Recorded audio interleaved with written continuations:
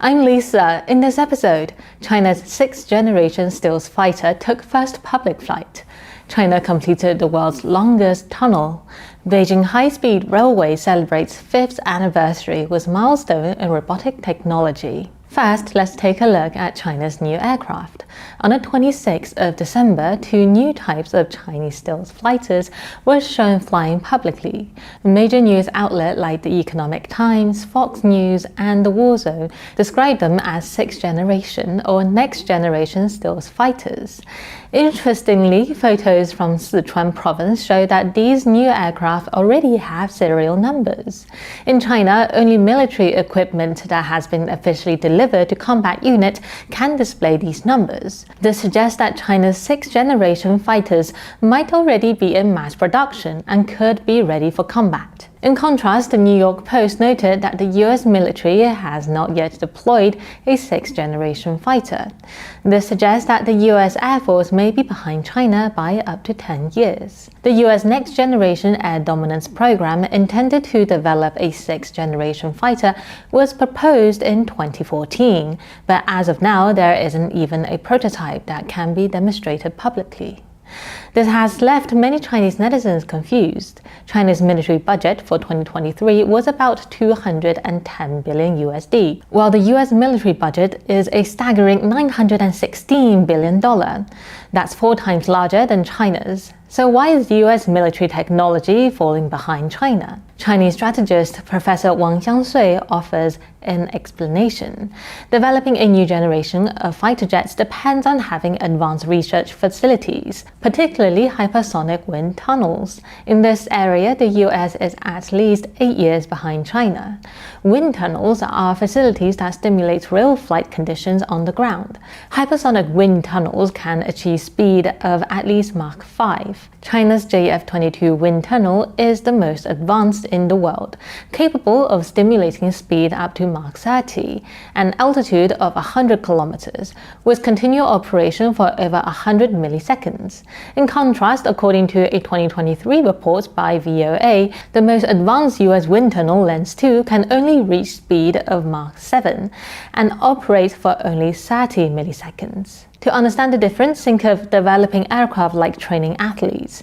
Having a super-fast treadmill allows engineers to closely observe the aircraft and give precise feedback without needing to transport it to high altitudes. This not only reduces the risk of industrial espionage, but also enhances the reliability of the technology being tested, ensuring greater safety for test pilots and fewer losses. The US Sandia National Laboratory's Z machine can accelerate airflow to Mach 30, but its main purpose is to study shock waves for nuclear fusion, and it can only operate for a very short time.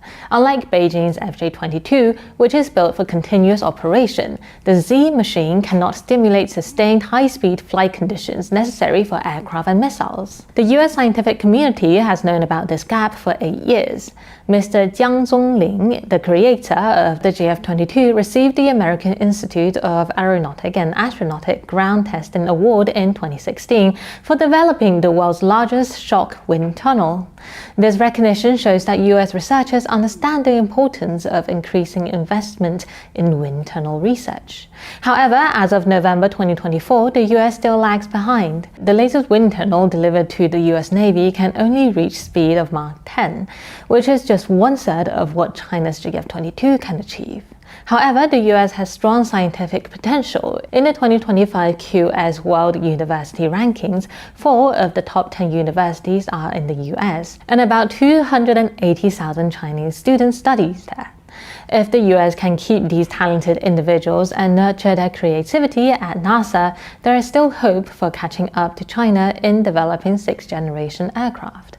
Unfortunately, the China Initiative launched by Trump in 2018 labeled many Chinese scientists at US universities and research institutions as economic spies and technology thieves. The Biden administration has not reversed this policy. A tragic case occurred on 10th of July 2024 when Chinese neuroscientist Professor Jing Yingwu, accused of having close ties to Beijing, lost her lab at Northwestern University, leading to her suicide. With Trump returning to the White House in just 20 days, the future of Chinese students and researchers in the US remains uncertain. It is clear that after World War II, the US showed remarkable inclusivity by welcoming German missile scientist and Japanese bioweapons expert from Unit 731. However, for scientists of Chinese descent, even those who pay for their own education in the US, it seems that America is no longer a place where they can fully realize their creative potential. According to LinkedIn, in 2023, 80% of Chinese students studying abroad choose to return to China for work.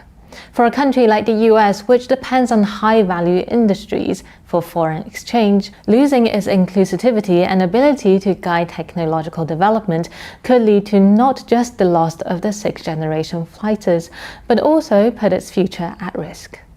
Moving on the 30th of December, China finished the Tianshan Victory Tunnel in Xinjiang province, making it the world's longest highway tunnel at 22.13 kilometers.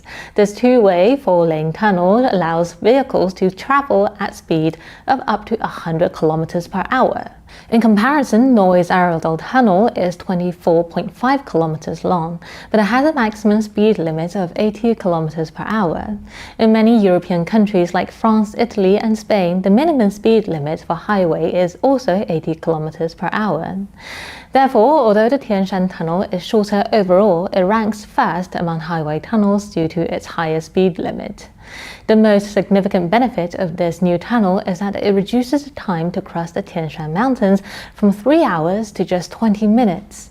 The Tianshan Mountains are one of the world's major mountain ranges, stretching about 2,500 kilometers across 4 Asian countries. This tunnel has changed the geographical barrier between China's Xinjiang and Taipei provinces in just 52 months.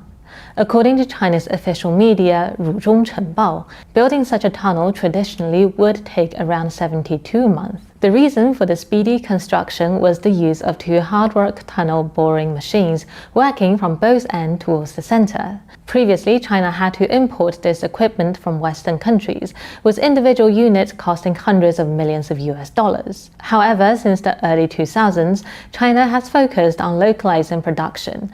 By 2019, it was able to produce nearly all components of TBMs domestically. Today, Chinese-made TBMs cost less than 30 million RMB, approximately 4.1 million US dollar each. It is foreseeable that the funds saved from purchasing expensive imported equipment will be further used to improve China's domestic R&D level or build more infrastructure.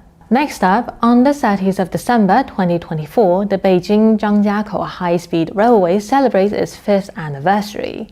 It was the first rail line in China to use intelligent automatic train operation technology, allowing trains to drive automatically at speeds of up to 350 kilometers per hour. This system ensures that train stops at station accurately within 0.5 meters and on time 100% of the time.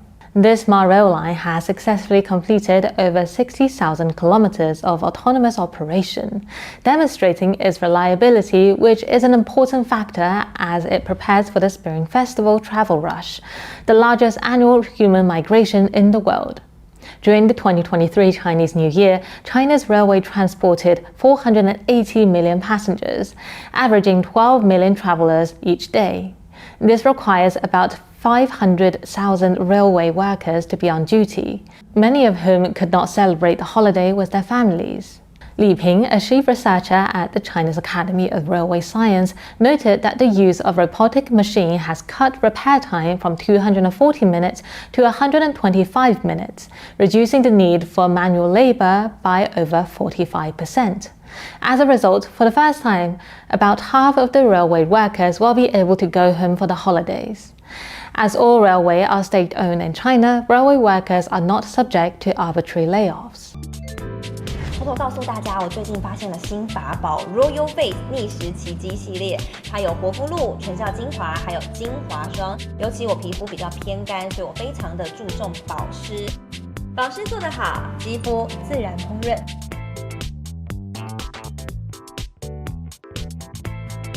提亮肤色更年轻，抚平皱纹超有感，而且气色变好。用心保养，每天都更美一点。